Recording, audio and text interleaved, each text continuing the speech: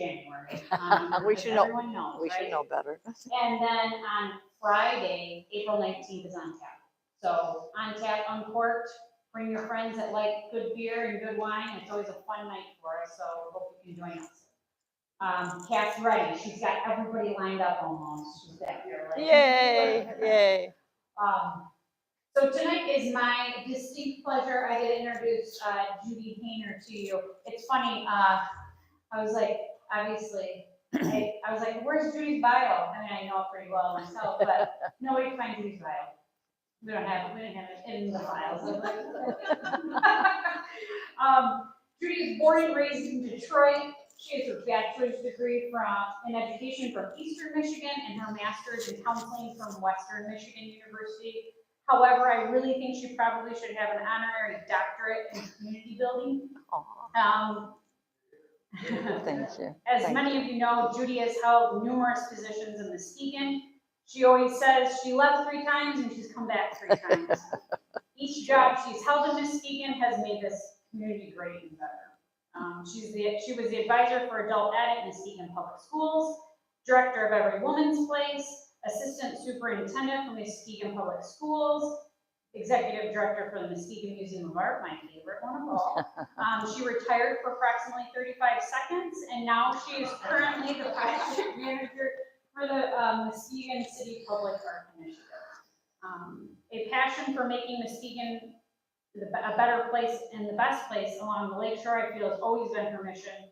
And tonight we get to learn about how she is again achieving this mission that benefits us all. It's my honor to introduce you.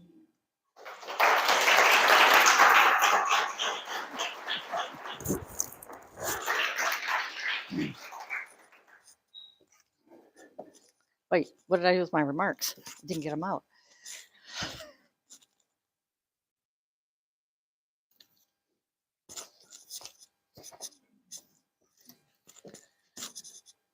So for some of you that might not know this, one of the best things I ever did was hire Kathy Mott.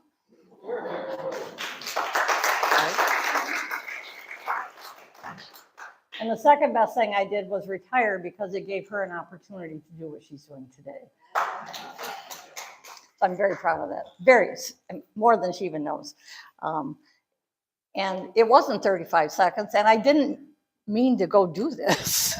You know, we'll talk about that, but yeah, this was not the plan. This fell into my lap. Anyway, thank you very much for having me here. It's been a very long time since I've done like a talk in this auditorium, but it's always wonderful to be back and to see this auditorium as filled as it is, and to see the people that love this place. There's nothing bad about that. It always does my heart good to know that this museum is as loved as I love it, and I know you all love it just as much. Tonight we're going to talk about the public art of Muskegon, its origins and its impact, but this is an overview. As I have delved into a lot of the different pieces, the stories are rather remarkable, but we'd have to do a mini series to cover all the stories, so I can't tell you all the stories, but I'll tell you a few. So, all right, let's see. Now, what did you tell me? You told me this one. Aha. So, before I say what's on there, let's talk about this. Do you all remember the birds that we brought into town? The gigantic birds, there were 5 of them that we installed. They were called the avatars. They were a temporary exhibition. Artists out of the East brought those in. So those birds were huge, and they came in on flatbed trucks. We had 5 truck drivers, etc. So it was a truck driver that night. We took him to dinner that night after they installed everything. It was a truck driver I was sitting next to who kind of looks at me and said, "You have a lot of art in this town." And I had to laugh at myself because I thought, yes, we do. I mean, it just made me start to see it a little bit differently. He really was taken with it. But here's what we have in the city of Muskegon. We have 64 works of public art, and we're not done. We have 48 sculptures. Our sculptures represent all kinds of different medium. We have bronze, we have steel, we have fiberglass, Corten steel, mixed metal, stainless steel, cast glass, granite, and found objects. And we have a sculpture on the way, which I'll be talking about a little bit later. We also have 16 murals, although I will tell you, I'm not sure my count is accurate. The murals tend to pop up. And so that may or may not be an accurate count. I might not have them all. But again, our murals are in different ideas, different ways of doing them. We have murals that are directly on buildings. We have acrylic. We have murals that are on aluminum composite panels, and we have murals on steel bridges, okay? And there's also another one on its way. The earliest pieces in this collection started in 1892. And why? Who do you think did that? Charles Hackley. You know, the longer I live in this town, the easier it is to get over being over that and to really think about what happened then and the things that Charles Hackley did and how those things today inform so much of what we do here. Anyway, yes, 1892, the most recent piece of public art was installed in the city of Muskegon last year. Our busiest eras, as I look through the data, is the first decade, 1892 to 1902. There were 11 bronze sculptures that started the collection. They really were the start of it.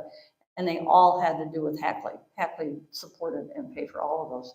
Our busiest era is 2007 to the present, where we have added 44 works to the collection. Throughout the years, there were different times when there was a flurry of activity. When I think about, you know, I look at the list in the 90s, there were several things that happened related to public art, and many of you would know Henry Matthews. Henry Matthews was the curator and then the director of this institution for a good 12 or 13 years, and if you know Henry, he just gathered stuff. He gathered stuff. And so some of the works that we do have that happened in the 90s, I know that his fingerprints are all over them. But our busiest era has been since 2007. And right within where we're sitting, within 2 or 3 blocks, there's 27 different works of art. That's amazing. I was figuring that information out. I talked to the art teachers a couple weeks ago here. And our interest with the art teachers is that they bring the kids here, but how about doing a walking tour while you're here and let them see what's in their town? So we're hoping that happens. So anyway, that's the current status of the collection. So let's talk about some of those very early works. They're all bronze, and they were all 1892 to 1902. There was hardly a Memorial Day in those years that didn't have something going on. In Memorial Day of 1892, the Soldiers and Sailors Monument and the 4 sculptures on the corners of Hackley Park were dedicated. And those sculptures represent President Abraham Lincoln, General Ulysses S. Grant, Commanding General William T. Sherman of the U.S. Army, and Admiral David Farragut. And each of those are named on those sculptures. They're all bronze sculptures, they're all life-size. Memorial Day in 1901, we dedicated another sculpture that I'll talk about in a minute, and in Memorial Day number 2, we did another one. So that is that first decade of bronze sculptures, and I really urge you to look closely at these. You know, when you live someplace, and we've been to Hackley Park a million times, the stuff kind of becomes like wallpaper. But I think it's really important once in a while to just stop and really look at them. The detail of these sculptures is fabulous. These sculptures were done by, see, I'm ignoring my notes. First of all, the Soldiers and Sailors Monument is 76 feet tall. If you want to have a sense of scale when you're out there, that's how tall that is. And it's a bronze sculpture on the top. And then all of the 4 corners are actually, they're 7.5 feet tall, so they're a little bit larger than life size. But one of the things that's really interesting about all these is all of the detail. These are not off-the-shelf sculptures. These are sculptures that were created for Hackley Park, created on commission for Charles Hackley. And there's just a lot of, there's more life in these than you realize. So I urge you to really take a good look at them.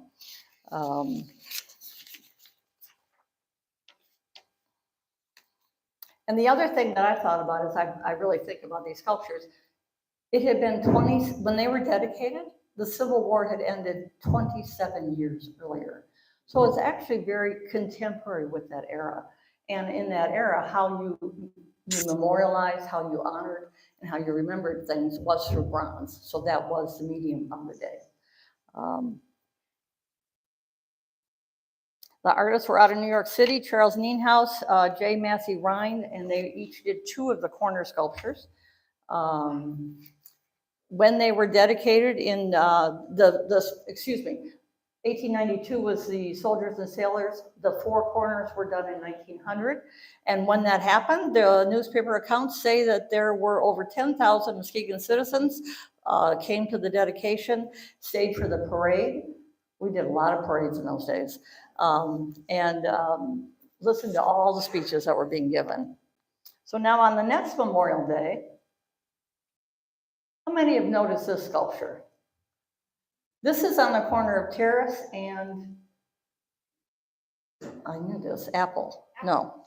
Yeah, Terrace and, Terrace and Peck, actually. Terrace and Peck. And when I was doing the research, it's like, who the heck is Philip Kearney? Interestingly enough, Philip Kearney has nothing to do with Muskegon, 0. No connection, except a gentleman by the name of Crotty, C-R-O-T-T-Y. He served in the military, and he served in an area where he knew Kearney. And Kearney was considered a soldier's soldier and was very, very esteemed and very respected for the kind of work he did. He was involved in the military and involved in several of the wars. He was killed in the Civil War. But this sculpture was actually created in 1873. So this was a sculpture, and again, how we've gotten our art every possible way is in the collection. This was bought off the shelf. This sculpture existed. Henry Brown had done 4 castings of this sculpture. And so when Charles Hackley, who knew the people that had named their military club after Kearney, he knew that. Anyway, he got involved and said he would do this. And so he was willing to support the cost of this. And it was purchased as a gift for the Grand Army of the Republic, their post number 7, dedicated on Memorial Day, 1901.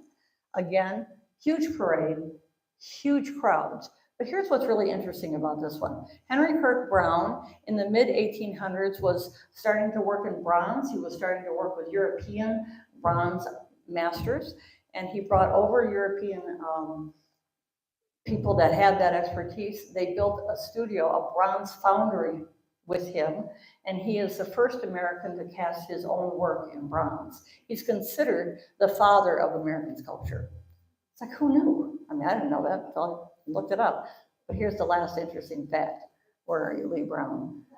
Lee Brown claims heritage with Henry Kirk Brown. He's related to him, which I just think is amazing. The other thing that's funny about this, not funny, but I look at that sculpture, he looks very dapper, he's very tall, very handsome, he's got his cape on. No, he lost an arm like 2 wars before the Civil War. He still stayed in the army, he still fought battles, but he's hiding the arm he doesn't have in that particular sculpture. This one, I love this one. President McKinley, you've seen it? It's on the property of the Hackley Administration Building, and it was dedicated in 1902. What really makes this an interesting sculpture, several things. It is the first sculpture, the first tribute to the assassinated president in the country that was installed. It was installed 8 months after he was killed. Why is that? Because we had Hackley, and we had Charles Nienhaus. Charles Nienhaus was one of the artists that did 2 of the sculptures at Hackley Park. I love this guy because I can just picture this. So the president's assassinated. He knows Muskegon. He knows there's somebody here that likes sculpture. So he writes him a letter and says, hey, I've been working on this very, very large bust of President McKinley. This was before he was assassinated for another source. And somehow that fell through. But he had been able to go to Washington and he'd been able to do drawings and measurements and get all kinds of direct information on McKinley. So Charles Nienhaus says to Charles Hackley, hey, you want a sculpture? Hackley said yes. $30,000, which is about $3.5 million today. Hackley said yes. And so Nienhaus was able to do this sculpture because of that. This sculpture, this one was crazy. I have read the newspaper accounts. 25,000 people came to the parade which the newspaper said also had close to 25,000 people in it. We've never had 50,000 people. I mean, how often? But here's what I really like. So I'm working with Jeff Bessinger at the county museum, asking for information, doing this. He said, yeah, and then they had this little thing that they handed out. I said, what little thing? I said, do you have a picture? And he sends me this. They had souvenirs. I would love to have this. It's a pin. Think about that. The other thing that's very interesting about McKinley is that assassination is what directly led to the development of the Secret Service.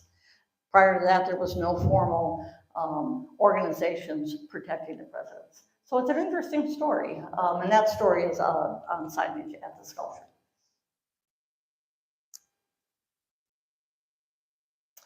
So here are some of the other things that are close to us meaning within 2 to 3 blocks of this institution. And we have bronze, we have steel, we have, again, all kinds of medium. But you see, whoops. No. Where's the center, that's right. Okay, so Charles Hackley. Every one of these has a story, and I really could go on and on, but I'll try not to. But some of the stories are really good. John McGarry. John McGarry was a member of the Downtown Arts Committee, which I will talk about in a little bit. He was one of the original members. And this was a passion project for John. He was really determined that we figure out a way to do a tribute for Charles Hackley. So he really led this effort with the Downtown Arts Committee. So that brought us Charles on the Bench, which I think is very popular. You see these little sculptures on Western Avenue. These were actually gifts to the Muskegon Museum of Art, and then in the last couple of years, they gifted them to the city. I think they're delightful on Western Avenue. I just absolutely love them. Muskegon Together Rising, I'll talk about that in a little bit. Phenomenal work of art. You have to understand that we have a work of art, which I think by that artist is one of the best I've ever seen. He's passed away in the last few months. Renowned international artist in the center of our downtown. I don't know about you, but I'm pretty proud of that. And interestingly enough, I was talking to somebody who's here tonight, who said that when he was considering, because this is what public art does, when he was considering coming to Muskegon for a job, that kind of made his decision. When he saw that and understood it and read the plaque and realized what this community is capable of, that helped him make the decision. And for that, we are very grateful that Bob Lukens, who's in the audience, made that decision to come to Muskegon. Of course, we have Buster Keaton. Again, we've had different ways that we've done this. Charles Hackley is a commission. This was probably, my hunch, is a gift of art that already existed by Cyril Lichtenberg. This was a commission. The Buster Keaton sculpture was purchased from a museum in California that was selling it. They were, I don't know if they were closing their doors or whatever, but they had this sculpture and they were selling it. Chris McGuigan calls me up on maybe a Thursday, I think it was, or might even been Friday. I said, what do you think? I was like, yeah, I think that's pretty good. But let's talk to Ron Pesch. Here's what I think is so funny. Ron Pesch is Muskegon's unofficial historian. If you know him, you know that. If you don't, he is a treasure to have in this community. He has a deep sense of the history of Muskegon. Ron Pesch is sitting on courtside in Lansing at a high school championship basketball game, and he gets this email about this sculpture. And he's the one, actually, he got the email about it being available. He's the one that sent it on to Chris, because he's sitting there looking at it thinking, what am I going to do about this? But luckily, he sent it on to Chris, and by Monday, the decision was made, and the sculpture was on its way. Interesting sculpture that you may or may not have seen before at the top of St. Paul's. Again, a bronze sculpture done by a Muskegon, Dr. Kisloff, a Muskegon plastic surgeon, I think. Moxie, this is the turning point that's on the corner of 4th and Western, telling the story really of the development of the snowboard at Muskegon. This is a sculpture by a local Muskegon artist that's near the square. And this is a relief sculpture by Sherry Blaskovitz, a Muskegon artist, on the front of the Thrones Hall.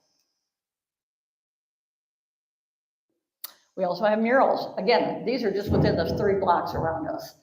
So what you have here is, and I'll talk a little bit more about this in a bit, this is what defines us, what defines Muskegon by Hubert Massey. These were done in 2013 by the Wall Dogs with a committee formed through the Heritage Museum, our Museum of Industry. Len Piasecki was really involved in this thing about wanting to do some murals that would highlight Muskegon's industry. And we worked with the Wall Dogs, and they did this one, and they did this one, Muskegon Proud and Muskegon Soars. This is the butterfly that's on the side of the Froenthal that the Lakeshore Museum Center sponsored that. They always are wanting to make sure that there's some community art or a permanent piece possibly as a result of the art festival, and this was one of their projects that year. This is a sculpture that is on 3rd Street in, I think, Monroe by Ubinal Rodriguez. Ubinal is a graduate of Muskegon High School and was in the Poppin program at Muskegon High School. If you don't know about the Poppin program, Sherm Poppin, who invented this snowboard, has set up years ago a significant program of support for the high school to use for kids that are serious about art, literature, music, and it can help pay for tutoring and instruments. And Hubinal was part of that program and wound up going to Kendall. And this is his sculpture, which I just think is, I mean, his mural, which is just fabulous. You go a little further, and there's more. These are just, this is not all of it. I can't even get images of all of them yet. I think I have most, but I don't have all of them. But these are just some of the works that have come to Muskegon over the years. Some are older than others. This was kind of done in the 90s. This is sculpture with stars, and it was done by a professor out of Grand Valley, James Clover. And it was originally purchased by SBX and put in that roundabout where this now is. Okay, so this was in the roundabout. SBX, when they were leaving town, gave the sculpture to the community foundation, and then the decision was made to move it to Federal Square as we were trying to figure out the new downtown, what that was gonna look like. So that came to us really as a gift, came to the community as a gift of SBX. This came to us as a passion project of John and Barb Hermanson. Some of you may know them. John had come to, I think he probably approached Pat Johnson first about his idea of wanting to do a sculpture that would pay tribute to the Lyman Davis, the schooner that was on Muskegon Lake in the late 1800s.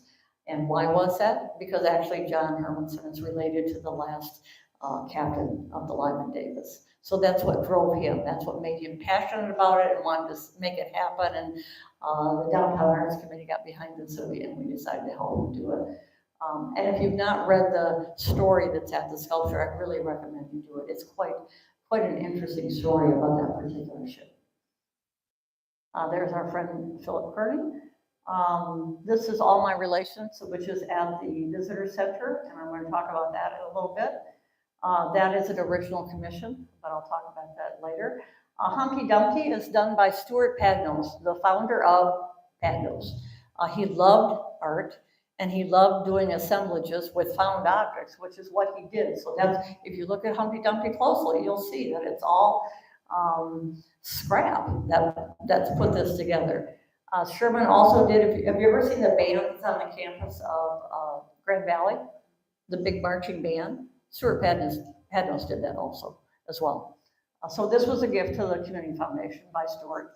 The Boogie Woogie Bugle Boy is a bronze sculpture that was dedicated, I'm not going to remember now, but sometime this century. Yeah, maybe 2000, yeah, I don't know if it was in the last decade. Anyway, this was done because of the research done by people associated with the LST about the Boogie Woogie Boy, and that there is evidence that says that Clarence Zeilman, graduate of Muskegon High School, was the inspiration for that term, the Boogie Woogie Boy. He knew how to play taps like nobody else, or not taps, revelry, the morning song.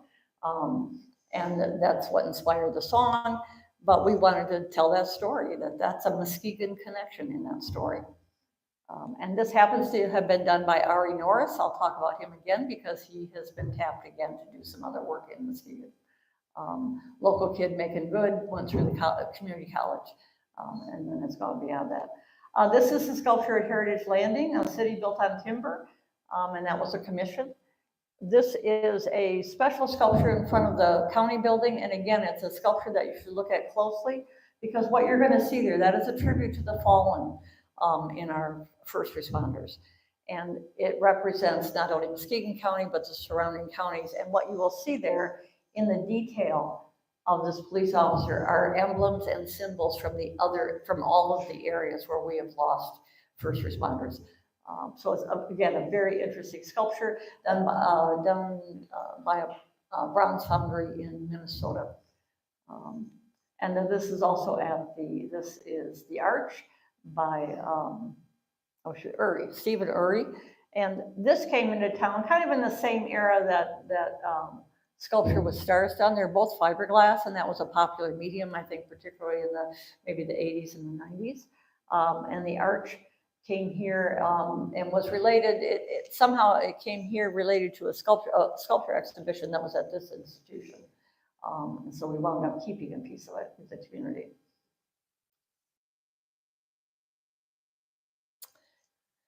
You go even further afield and you get in your car and you drive around and you'll see some of the newer works that we've done. This is called Celebrating Muskegon, Celebrating Us, emphasizing the us in Muskegon at Pure Marquette. And it's cast glass and stainless steel. John Littleton and Kate Bowl. John Littleton is the son of Harvey Littleton. Harvey Littleton is one of the founders of the studio glass movement in the 60s. He was in the room when they invented the small studio-sized furnace. That meant glass could be manipulated and blown and formed in a studio setting as opposed to a factory setting. So John's father is very much part of that whole scene. I was really thrilled to be able to bring them to do this work and to have this represented in Muskegon. Our bridges, we even paint on bridges.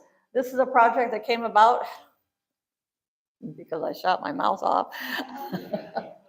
So I'm talking, oh shoot, his name's escaping me. What's his name?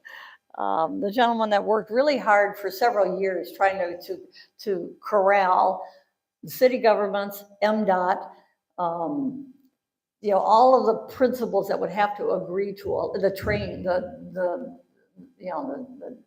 companies who are impossible to deal with. Jerry Wiersma, that's what I'm talking about. So Jerry was determined to get those old rusty bridges cleaned and sandblasted. And he was telling me at a Rotary meeting one day, he said he just was about there, that everybody was on board and this was going to happen. To which I said, well, as long as we're doing that, why don't we put some art up there? It's like, okay. Anyway, so that's how that project came about. So all of the art has an origin story, and all of those stories start with somebody's passion, somebody's interest, and they want to do this. And this was Jerry Wiersma trying to just clean up the bridges. And anyway, great project. 3 of the 4 bridges were done by Muskegon artists. There was a big public thing where artists could submit their proposals. We'd had a submission, and then we had a story in the paper. So then we had a whole lot of other artists. I want to do that. I want to do this. I want to do this. The interesting thing is, it's like, okay, send them. So I sent out a lot more RFPs. This was a very complicated project. It was interesting how many people did not respond and come up with a design. It was like, okay, maybe I don't want to do that. It was a big project. This is a bronze sculpture that is done by the same gentleman that did the Boogie Woogie Bugle Boy, Ari Norris. Ari Norris is born and raised in Muskegon, went through the community college, did an internship with us. And during that time, this is a kid. I mean, he's basically a kid.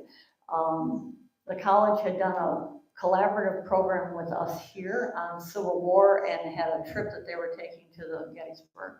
Well, Ari and his dad was a professor of art out there. So Ari went on that trip. So they took an excursion, they went there. there's a tremendous amount of sculptures in Gettysburg. So Ari was there and he met Gary Castile, who was the artist that was the resident artist at Gettysburg for decades, and talked him into letting him do an internship with him. And that's how Ari Norris has become a bronze sculptor in his own right, doing wonderful work. This is a double life-size bronze sculpture of a drum major representing the histories and stories of the Muskegon Heights Marching Band. They had a storied history, 30, 40, 50 years, and developed their own style of marching that was more akin to the historical Black colleges than to a traditional marching band. And it was really the heart of that community. One of the biggest heartbreaks for me is right now is they really don't have a band. We need to figure out how to bring that back. Things like band, things like football, don't ever disparage them. They save kids' lives, most of those programs. We need the arts and we need the athletics because they save kids' lives. Anyway, this was installed just this last October at Rowan Park on Broadway in Muskegon Heights, and kind of reminds me when we installed Muskegon Together Rising. Muskegon Together Rising was dedicated in 2008. Do y'all remember 2008? No, it's not a nice time. And when you look at what was happening in Muskegon, I had to laugh. I was looking up stuff and there's pictures of this sculpture being installed, which was its own big thing. But what you see in the pictures are the studs and the beams of the buildings being built. They weren't even built yet. We did have the road, Western was back. We had the roundabout, but the chamber building was not finished. The building across the street was not finished. I mean, 2008 was a really tough time. And when you think about it, and a lot of times people say, well, why are you spending money on art? We shouldn't be doing that. It's not either or. Of course we should be doing that because art does things that nothing else can do. And I would say that this sculpture is part of the Renaissance that we see today in Muskegon. There's no question about it. Not this one, I'm sorry, Muskegon Together Rising. My hope and my dream for the Heights is that that might do the same thing. Perhaps that can do some inspiration and help people start to think about what they would really want in their community.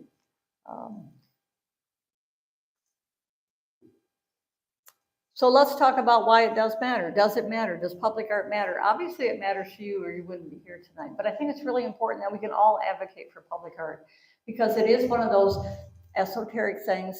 You know, if I had to choose between public art and a starving child, obviously I would choose the starving child. My point is, we don't have to make those choices. We can do all of it. We can help the people that need help in our community, and we can build a community that attracts people and that makes people proud to be part of it. So let's talk about why public art matters.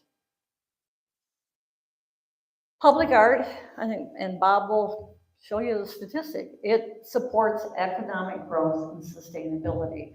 When you think of Muskegon Together Rising in 2008 with stick buildings around it, yes, it supports economic growth. It supports sustainability.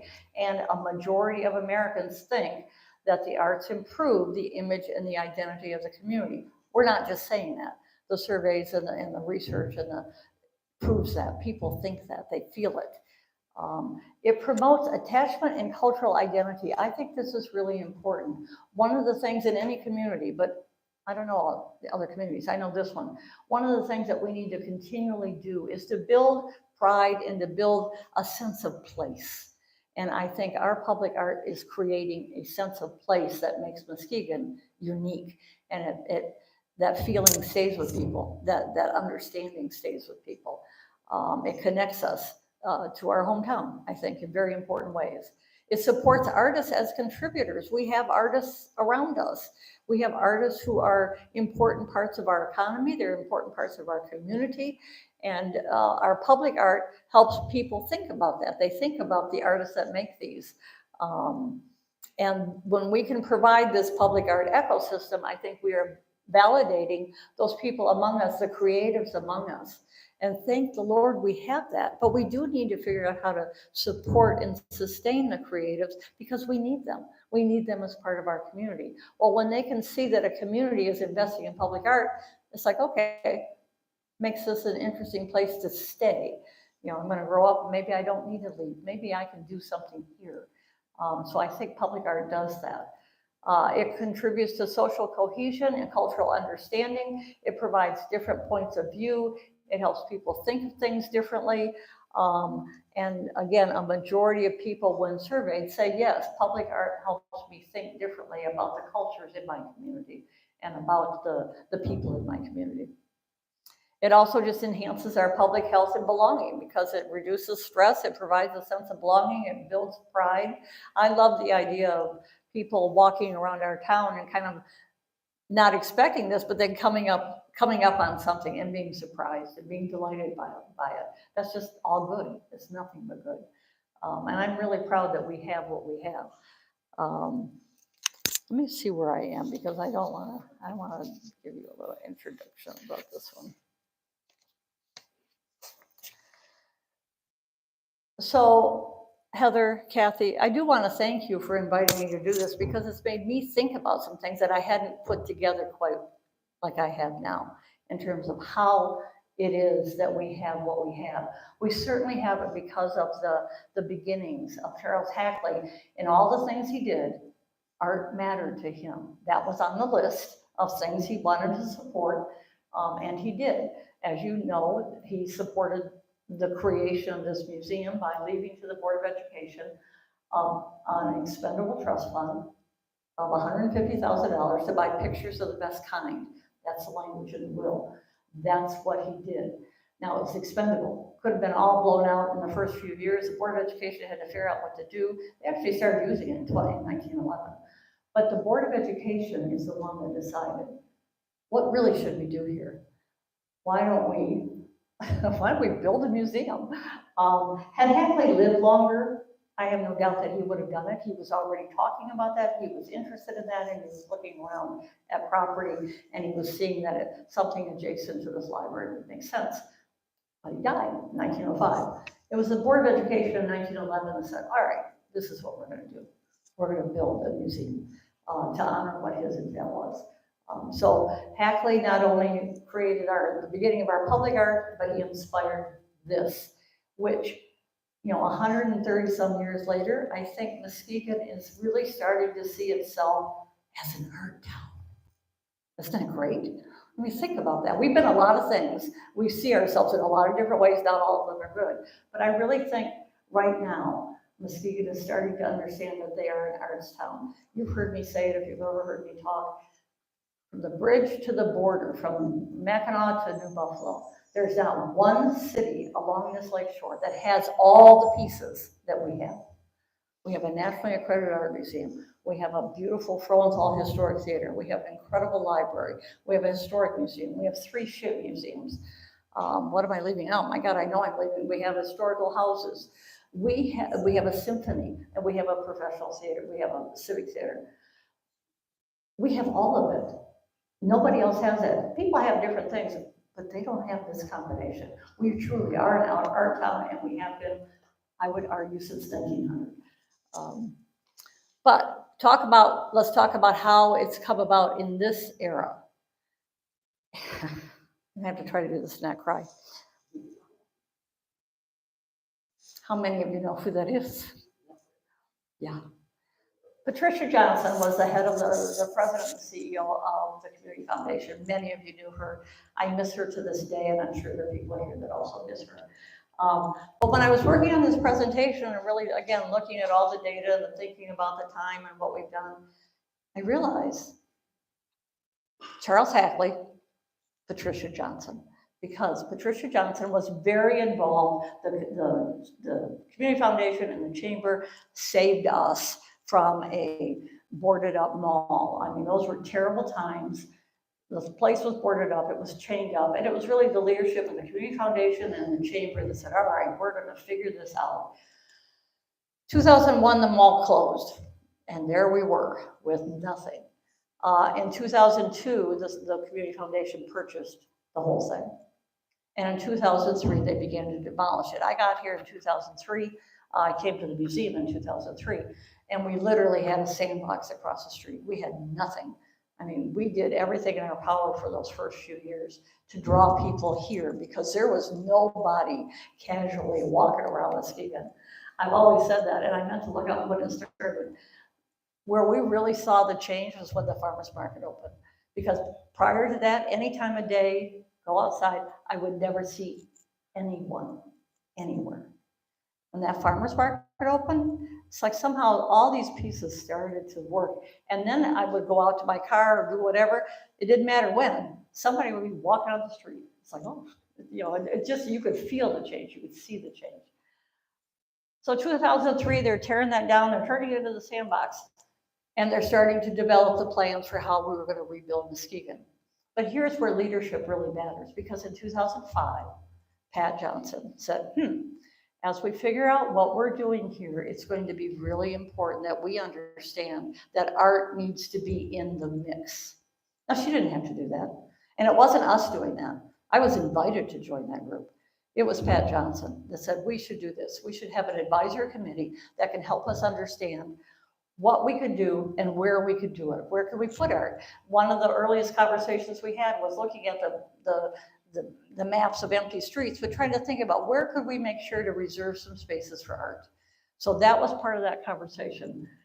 In 2006, Western Avenue opens, and in 2008, we dedicated the finest work of art we have in our community today, Muskegon Together Rising by Richard Hunt. So I really do appreciate being reminded of her leadership and how this really came about. Like I said, I'll try not to cry. Pat Johnson, by the way, passed away in January 2012. And I'm so sad about all the things she's missed. She would really love to see all the things that are happening here. So since 2005, the Downtown Arts Committee, which is made up of, she invited me, so we had the Art Museum, the Lakeshore Museum Center, the Chamber, the city, the county, a couple of artists, some philanthropists, just an informal advisory group. And it's ranged from 11 to 13 people, but we have met continuously since 2005. We still have it. And in fact, it's the group that I report to with the project that I'm currently doing. But when you think about some of the things that happened in that era, when I talk about the fact that we've had 44 works since 2007, we can thank her, truly. It's her leadership that has allowed all of this to flourish. So let's look at the things. These, again, 19 sculptures, 6 murals. I don't have them all up there. You don't want to be here that long. Muskegon Together Rising, the Boogie Woogie Boy, a commission with Ari Norris, young kid. This was his first life-size sculpture. Band Together in Muskegon Heights is his first double life-size sculpture. He'd never done one that big before. Buster Keaton, Charles Hackley, and like I said, that was a passion project for John McGarry. This is the Turning Point. It's called the Turning Point. It's the girl on the homemade, the snurfer that Sherm Poppin made when his wife said, get these kids out of the house now. It was Christmas Day, by the way. And that's when he roped up his skis together and the kids tried it and it worked. And then at the bottom of that, what you see is somebody on a snowboard. Sails Ablaze and Humpty Dumpty. These are all projects that the Downtown Arts Committee has either advocated for or helped or facilitated or helped to raise money. I mean, there's a lot of different things that we've done over the years. Like the Sails Ablaze, John Hermanson already had his concept, he had the artist, but he needed help. He needed help raising the money and being able to tell the story. So there's different ways that we've been able to lean in and help over the years.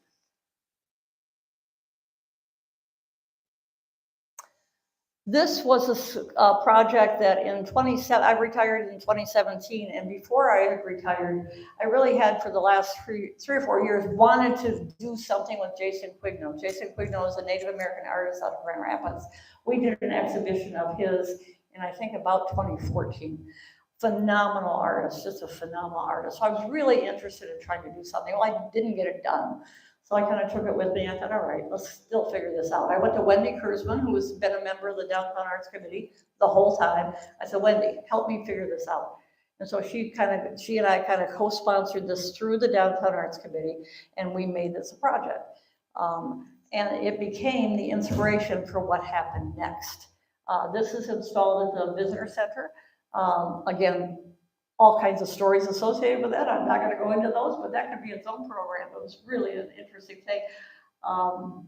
Yeah, I'll try not to do that. Anyway, 16-foot hand-carved black granite, 3 pieces that are then put together. We set up the contract in October 2017, and we dedicated it in 2018. Just a really, really funny piece of sculpture. It's called All My Relations. When I was trying to raise money for that, I sent letters out to a lot of people, which is my habit. And I sent one to Patrick O'Leary. Patrick O'Leary was the CFO for the Chief Financial Officer for SPX in the late 80s to early 90s. He was in town 5 years, okay? Because at the end of that is when they moved the company, and he went to Charlotte with the company. But Patrick O'Leary got bit by the Muskegon bug. I always talk about the fact that there's a bug that if it bites you, you're done. You're here. This is where your heart's going to be forever. He got bit by that bug. He doesn't live here, and he hasn't, but he loves Muskegon like nothing else. And so he calls me up. I sent him a letter. He said, "Oh, yeah, we talked. There were lots of things that happened that call, but we talked about that." And then about 4 months later, I retired in October. In April of 2018, he calls me up again. I'm thrilled to hear from him because he was a huge supporter of this. It was part of what really allowed us to do this. And he says, he doesn't say hello. He says, "What are you doing with your time?" That's exactly what he said. So it's like, okay, wait a minute, I'm doing stuff.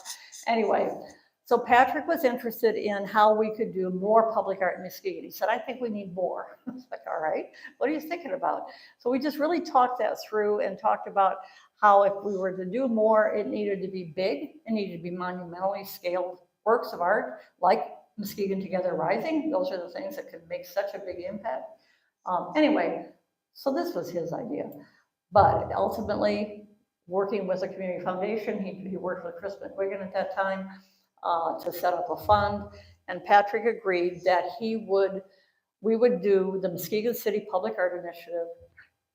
We would do 10 projects, and they would all be monumentally scaled. And he says to me, when he talked to me in 2018, when I was 70, he said, "We could just do one a year." I said, "Patrick, that's a little silly." I said, "In 10 years, I'm going to be 80. That doesn't make sense." So let's try to do it a little faster than that. So we're kind of somewhere in the middle.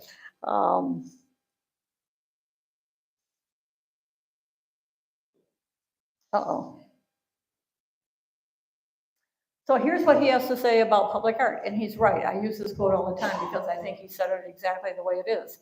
It's an uplifting part of life. It's free. There's no tickets required. Everybody gets to enjoy it, and it inspires people to be proud of their environment. And as you think of creating a place where people want to be and want to live, not just work, there's no doubt in my mind that you have to think about public art. And I think what he's done with this initiative has really allowed us to do that, to create a place where people want to be, they want to be part of it.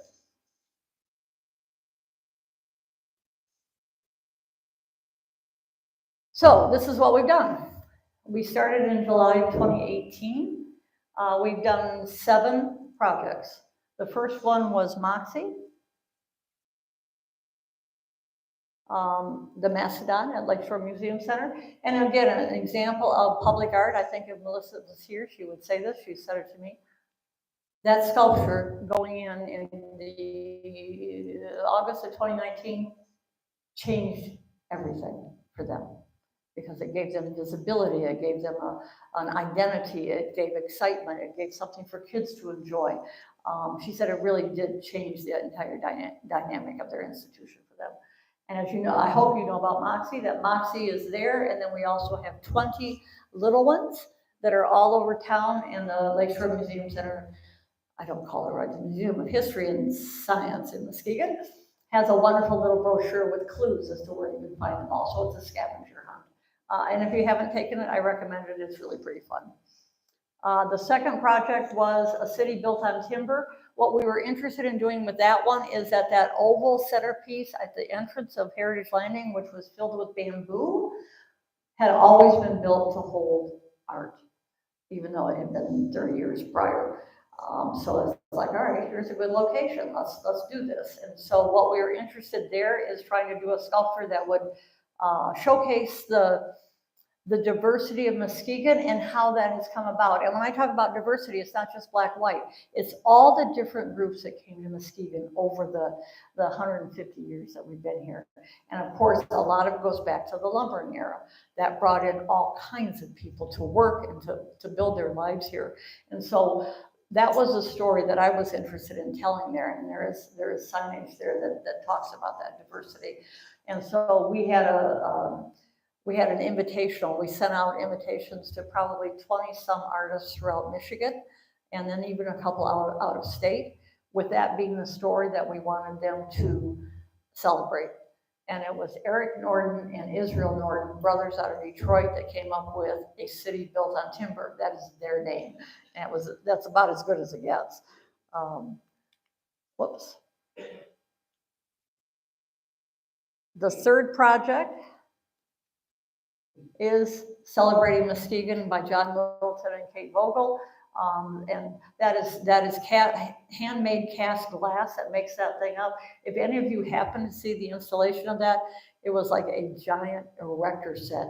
Took 5 days in April. It's the craziest thing I've ever witnessed, is watching that every day and the work that required. Our fourth project was the Muskegon Rails project, the 4 bridges. Our fifth project is the mural that is on the front of the arena. And that came about, oh, wait a minute, let me go back to this one. So we had all of the entries for Heritage Landing. We got it down to 3 finalists, and then our Downtown Arts Committee and the city chose this one to do. One of the other finalists was Littleton and Vogel. That was one of the finalists. And it was probably, I don't know, after all of that, it's several months down the road, when I was talking to Frank Bednarik and we were talking about art and whatever, he said, why don't we do something with that? I said, what are you thinking? And they were at the process of developing that roundabout at Pure Marquette. So this was Frank's idea. Now, they'd already gone through the vetting. We already had their model. We'd had them in Muskegon. So it was really fun to call them up and say, hey, what about this? And can you make it a little bit bigger? And they did. They added a couple of feet to it, and they were thrilled at that location. I know that to this day that they're just really thrilled to have that piece in Muskegon.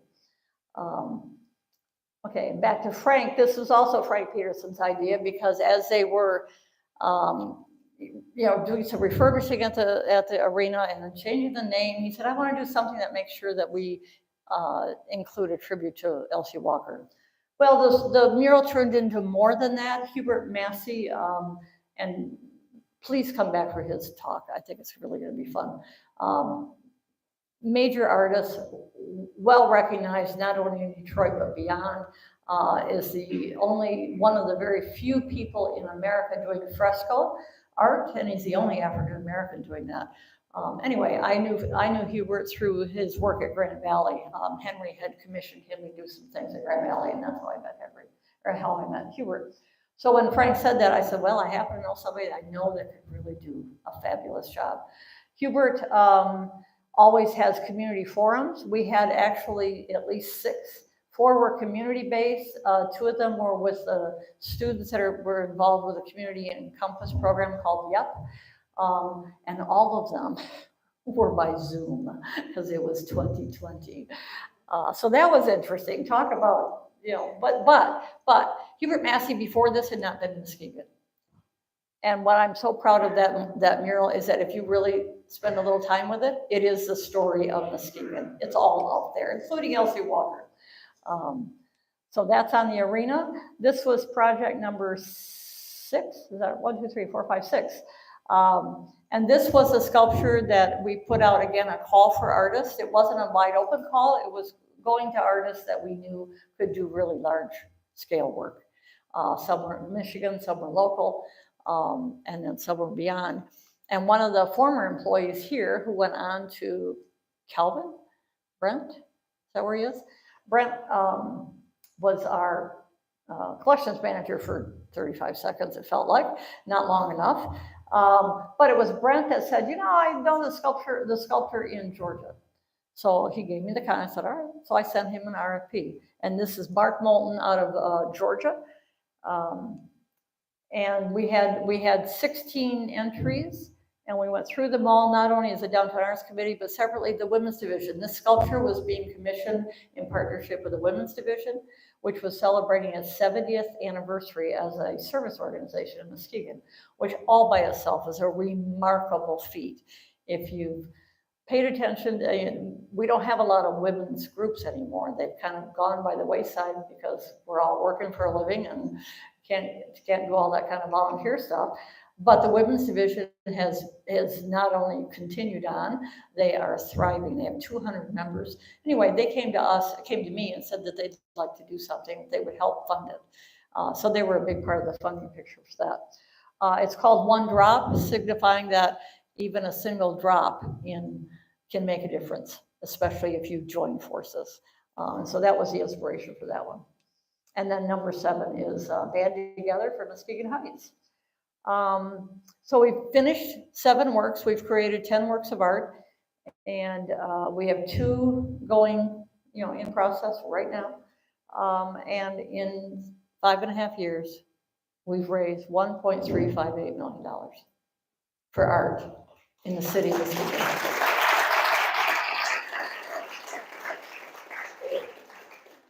Muskegon is an incredible, incredible place. If you want to do something, if you have passion for something and you want to make it happen, you can do it here. If you have an idea or something that you really want to get behind and help support, there's ways of doing that. But our donor community, I swear, like no other. They're so generous and so dedicated to making sure not only that we can support our nonprofit agencies, the agencies that are working with all of our citizens, but that we can also support the arts. And I am so grateful for that.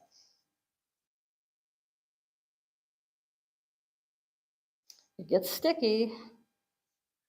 What defines Muskegon? I just wanted to show you a bigger picture of that, particularly since Hubert's going to be coming here on April 18th. Is that what you said? April 18th. And Hubert curated the show upstairs, the Visions, 16 Detroit artists. And if you haven't seen that, it's phenomenal. But Hubert has been such a delight to work with. And I guess at this point, I also want to recognize somebody in the audience that, oops, sorry. Starting with this project, I got lucky. I got lucky in ways I didn't even know, because a man by the name of George Dornbos, where are you, George? There you are. Shall I point? I'm going to point you out. It doesn't work that far. Shoot. Anyway, George I've always said, George found me. I didn't know George. I didn't know him before this project. And he's talking to me and says, how can we clean this up? I'd like to help clean up the site or whatever. Anyway, from that moment forward, George has been on every project, and I don't know what I would do without him. When we installed Celebrating Muskegon at Pier Marquette, that was 5 days in April. April's not pretty in Muskegon. 40 degrees, 50 degrees, spitty rain. It was ridiculous. He was there every day, like I was there every day. But he's been part of every project. And in Rowan Park, I don't know how we would have done any of that without George. So George and Joanne are both here tonight, and they have been just amazing to be. I'm privileged to have their support on these projects. I don't know.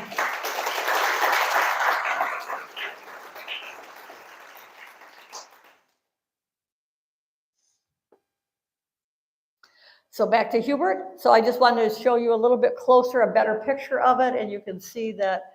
So starting with the lumbering era, that's what that is. This is Pigeon Hill, including a house that actually that house was at Pigeon Hill. I mean, that's the kind of research that Hubert does with his work. And then we move into, those are the trees, but down here you see their smokestacks, the factory buildings, Elsie Walker, which again, there could be a whole nother program on Elsie Walker. The Walker family, second only to the Hackley family, has had the biggest impact on this institution, and I think in Muskegon, especially in the arts and recreation. But again, that's a whole other story. Representing the Great Migration and the migration of blacks to the north to help with the factories. When I first saw this, I thought, Hubert, they're going to say I made you do that. That is from the art museum. I did not make him do that. I didn't even know he was going to do that. But you see the art museum, the top of the Frohenthal, Hackley Public Library. This is the Amazon building, the top of the Amazon building.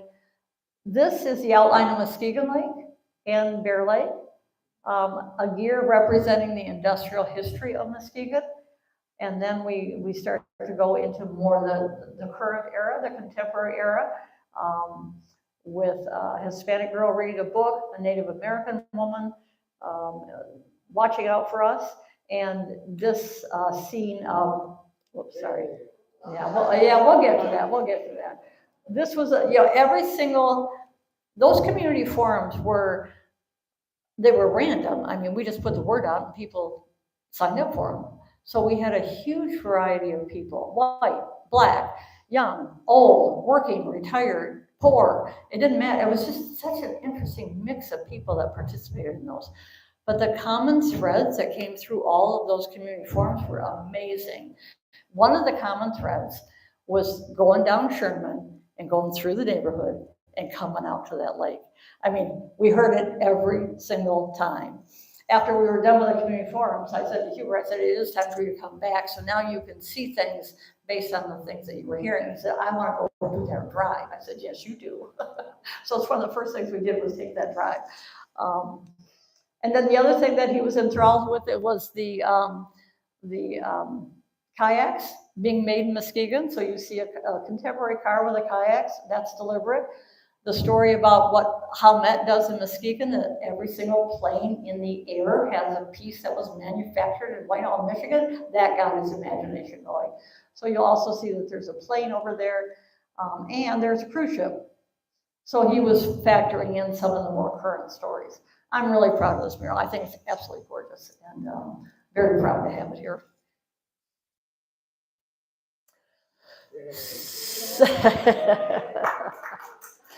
So we have our project number 9. We are still accepting support and donations, although we are 90% to the goal. And this is a sculpture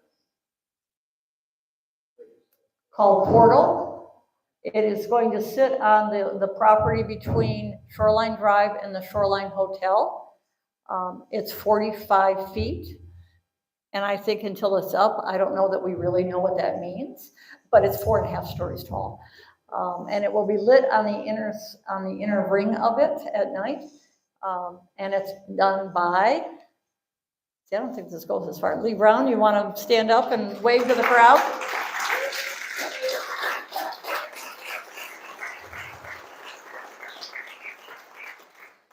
I think one of the challenges for this project, and I understand it, is that how come you don't use local artists? We do use local artists. In fact, of all the collection that we've talked about, 40% of the collection of Muskegon has been done by Muskegon area artists.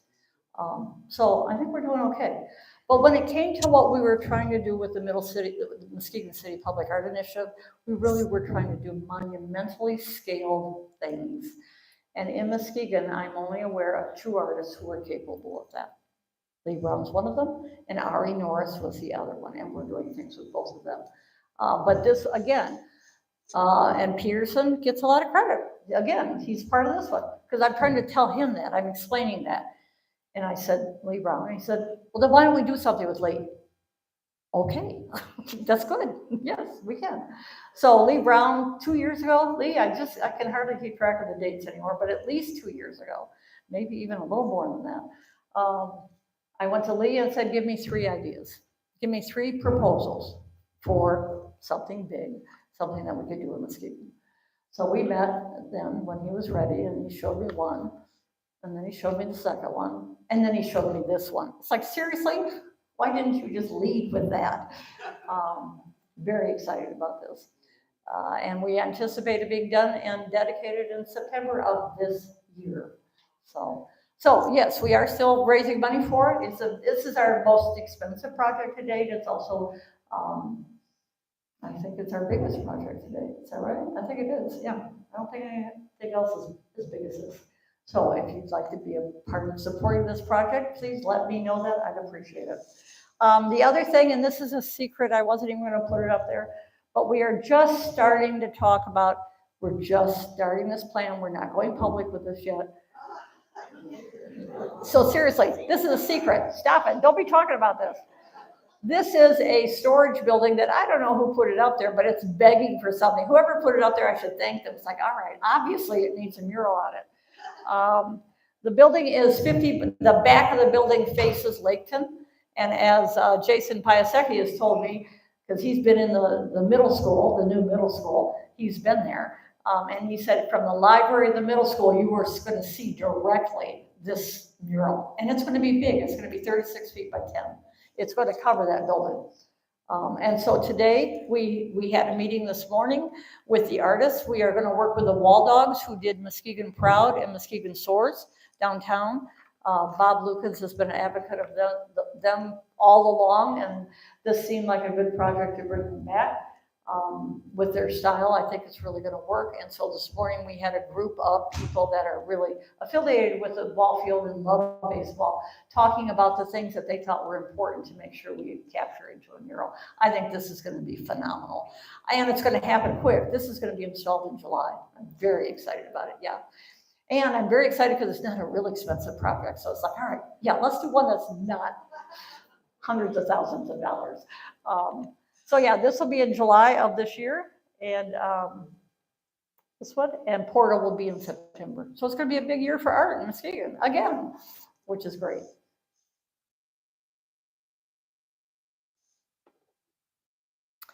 What does it take? This is what it takes.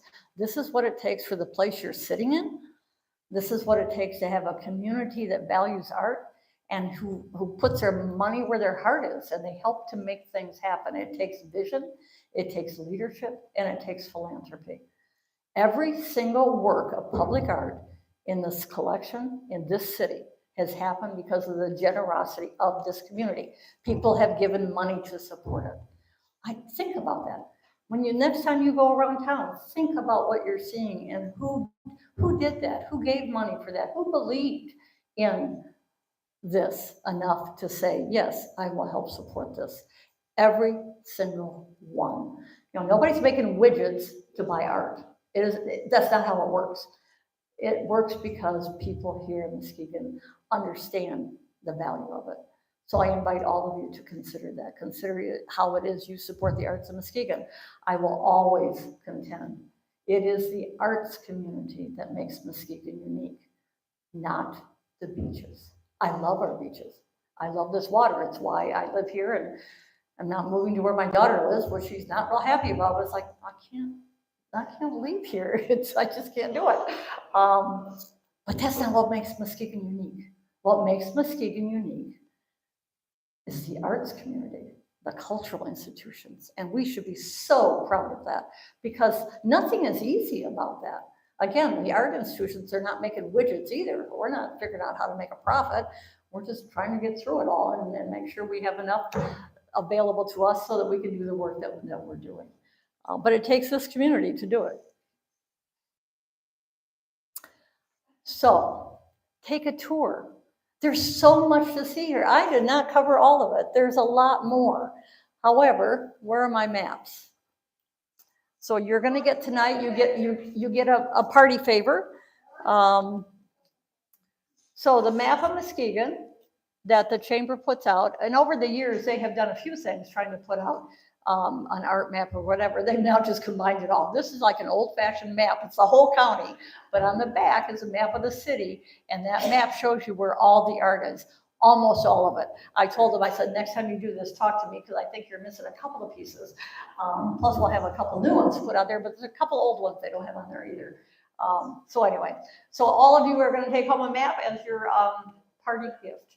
And I encourage you to go look at the art and enjoy it, and enjoy this town that you all help make as fabulous as it is. Thank you.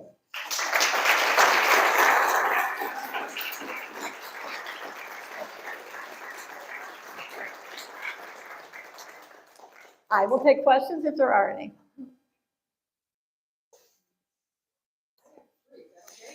That's all right. That's all right. Yes, ma'am. The sculptures that were on ground here, were they on loads? Say it again, I'm sorry. The sculptures that were on ground here at the art museum, were they just on loan to?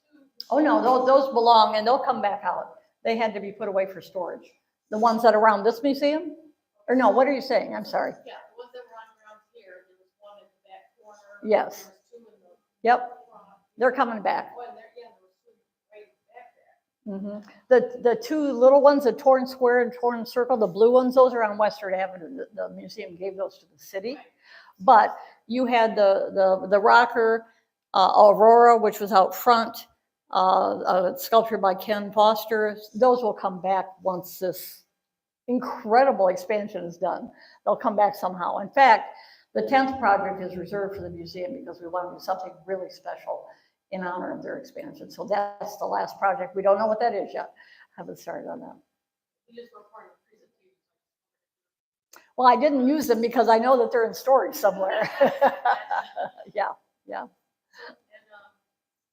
the ones that, the murals that are up in the library, because they're inside interior, and even though they're part of the Muskegon Public Library, Which ones? there's two murals. Those are the WPA for Wally Bird ones. Those are WPA. Well, one side was a WPA mural, and the other side was post WPA. The ones in the Lakeshore Museum Center? So they are part of a different project, not part of. Yeah, I didn't add them in terms of public art, right? Oh, and at the library, right. Yes, that's right. And we have those, but yes, I have not put them on my list. I probably should. Because they're publicly accessible and yeah. Say it again? The ones at the county museum that Wally Bird. Yes. Then it would be more than 64. I'm going to wind up adding a bunch. And with the, remember a while back they had boulders up on the trees? Yeah. Is that part of the Muskegon art, or is that somebody else prior to that? Well, I had something to do with that. So That was kind of a fun. I know. So what happened in both of those projects, the artist that did the rocks also did the birds. And what happened with the birds is that I'm just sitting at my desk minding my own business, but I get an email, a random email, I don't know who these people are, that they apparently sent out to a lot of museum directors. And it was this couple, Donna and Andy, who were doing this with the birds. And they had pictures. So I'm seeing these 20-foot birds with these people that are, 6 foot, thinking, oh my God. And they were making them available for rent, basically. They were temporary for like $10,000 or $12,000. It's like, that was one of those times when I called Chris McQuiggan and said, hey, Chris, we need to figure this out. What do you think? We should do this. She was all about it. So we did that. So that was and those birds were, they're made out of twigs, basically. They're not meant to be permanent. And I have talked to both of them saying, if you figure out how to do that in bronze, talk to me. Because I'd love to have one of those birds. I thought they were fabulous, but they are not meant to last. Well, it's the same duo, Andy, who did the rocks.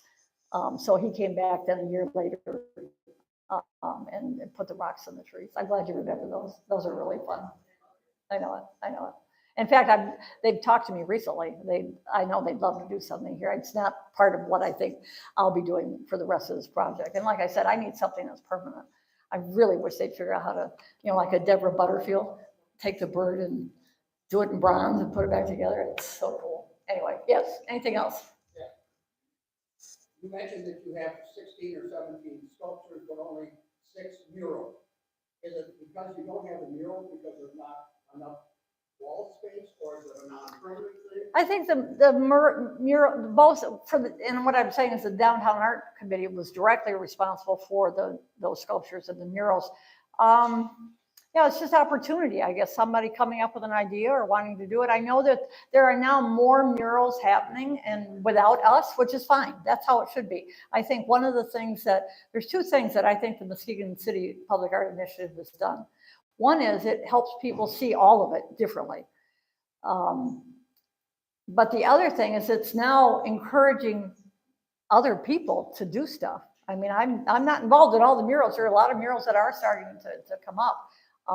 And I love it when I hear about it. And it's like, okay, that's not us, but somebody's doing that. So I think it's encouraged that. The Downtown Arts Committee, if somebody had an idea and they wanted to bring it to us and if there was a way we could support it, we would. But we are doing one more mural. in this project. I Yes. have one more question. Yes, sir. Whenever I go down to a golf course, I look at what the people standing out there is standing.